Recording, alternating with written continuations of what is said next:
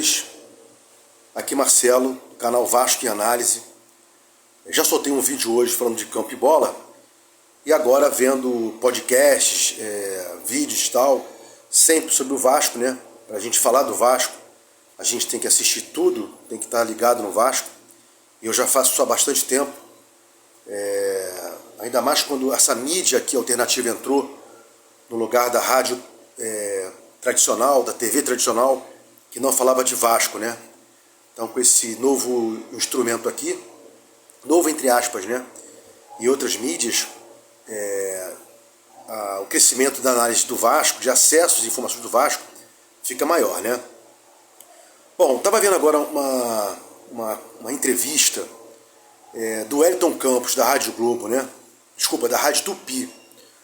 O jornalista Chapa Branca, aquele cara legal que todo mundo dá um tapinha nas costas e tal, ele é impoluto, ninguém tem nada contra ele, eu também não tenho nada contra ele, mas ele poderia ser mais enfático nas perguntas, não ser tão vaselina como o Vasco está sendo, como a gente vem sendo ao longo dos anos, com todo e qualquer dirigente que assume o Vasco, né?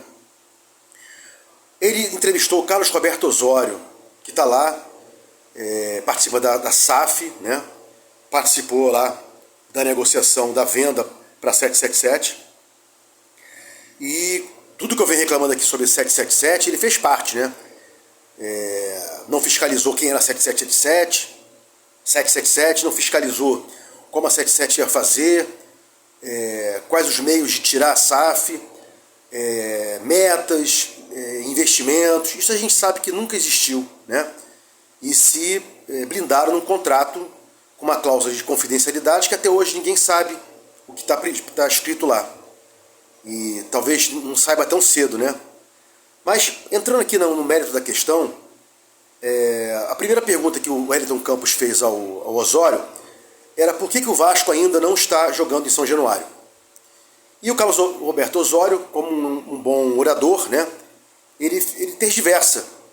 Ele não vai ao ponto. Ele fala que não, porque o Vasco, São Januário, está aqui, serviu para Getúlio Vargas, blá blá blá. Não, Osório, a gente quer saber, não Wellington Campos, que tinha que ter perguntado veementemente. A gente quer saber o seguinte, os torcedores, o que foi feito até agora, o que está sendo feito, o que vai ser feito, em que pé está para o Vasco não conseguir jogar no São Januário em quase um mês e meio depois da punição que o Vasco sofreu.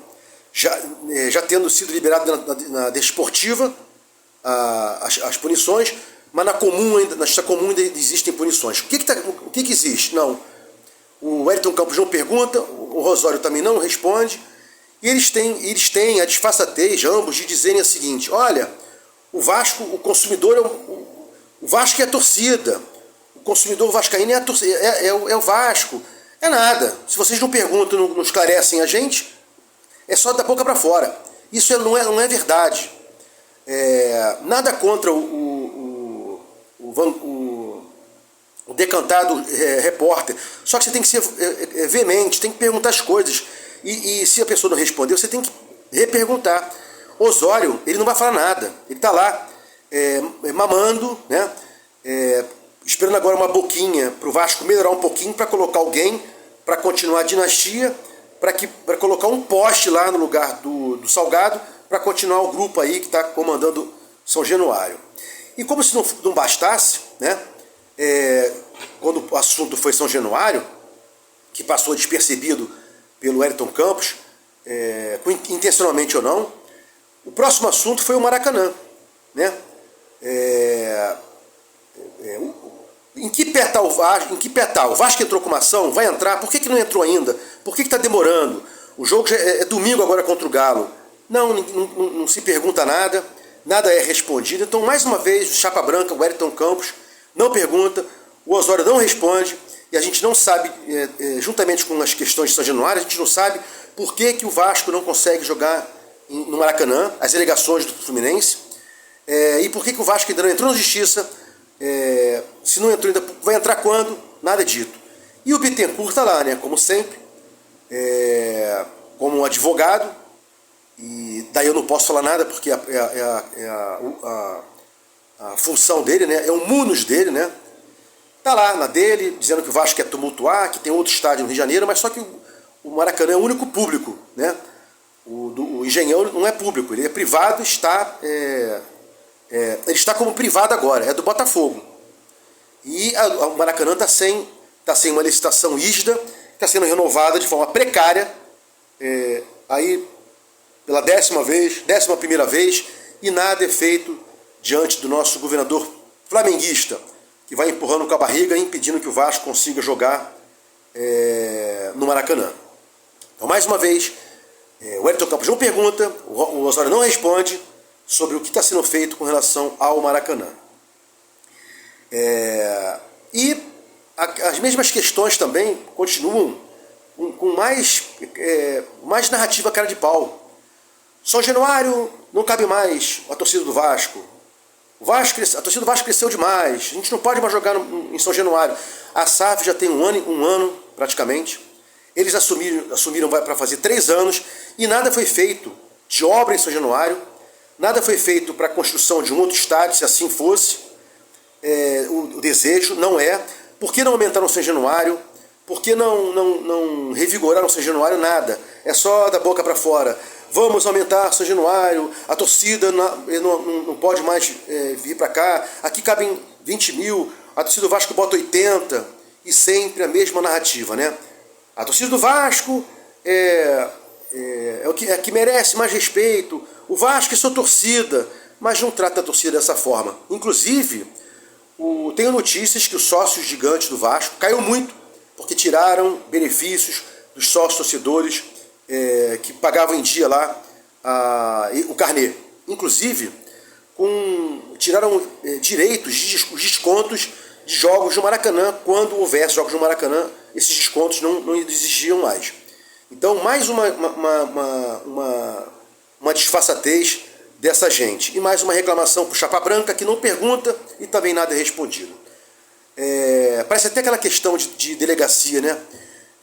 Nada mais foi dito, porque nada mais foi perguntado, encerra o delegado de polícia lá de uma cidade do interior. O Osório fala, olha, o Lúcio Barbosa é gente da gente, está do nosso lado, agora sim o Vasco vai para frente, agora sim ele vai unir o Vasco. Ora, se o Lúcio Barbosa é gente da gente, agora sim vai unir o Vasco, é porque o Luiz Melo não era gente da gente, e não estava unindo o Vasco. Por que não se tirou o Luiz Melo antes?